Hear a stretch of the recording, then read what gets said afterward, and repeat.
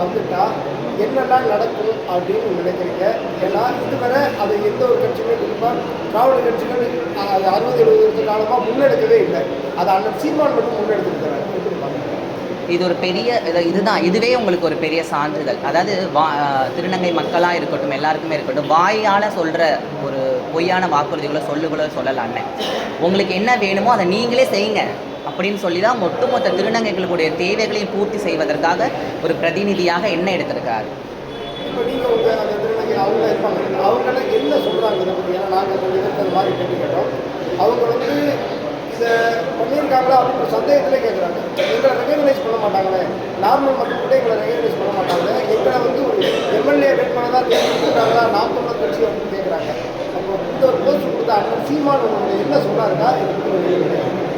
இது அதான் நான் சொன்னது போல் நிறைய மக்களுக்கு தெரியல இது என்ன இப்படி கொடுத்துருக்காங்களான்னு நீங்கள் சொல்கிற மாதிரி ஆச்சரியமாக கேட்குறாங்க. இது மக்களிடத்தில் இன்னும் கொண்டு போகணும். எங்களுடைய திருநங்கை சமுதாய மக்களுக்கே வந்து நிறைய பேருக்கு தெரியல.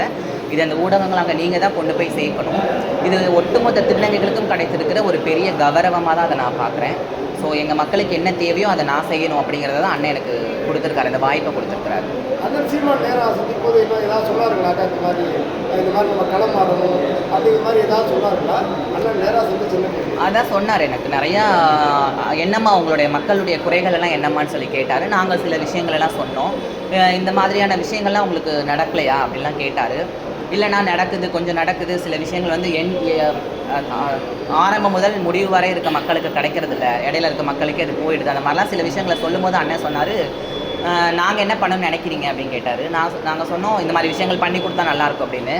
நான் பண்ணி கொடுக்குற போகிறதில்ல, நீ பண்ணு, உன்னை நான் நிற்க வைக்கிறேன், நீ பண்ணு எல்லா விஷயத்தையும் அப்படின்னு சொல்லிட்டு வேறு எதுவும் என்னை பற்றி எதுவும் கேட்கவே இல்லை. உனக்கு தைரியம் இருக்கா, மக்களிடத்தில் பேசுகிறதுக்கு தைரியம் இருக்கானாரு. ஆல்ரெடி நம்ம வந்து உங்களுக்கு தெரியும், நம்ம ஒரு சோசியல் ஓரியன்டாக தான் இருக்கும், மக்களிடத்தில் நிறைய பேசியிருக்கோம், சந்திச்சிருக்கோம். அதனால் மக்களிடத்தில் பேசுகிறதோ மக்களுக்காக செய்வதோ ஒரு புதிய விஷயம் இல்லைனா செய்கிறேன் அப்படின்னு. தைரியமாக இருமா, நான் பின்னாடி சப்போர்ட்டாக இருக்கேன் அப்படின்னு சொன்னார்.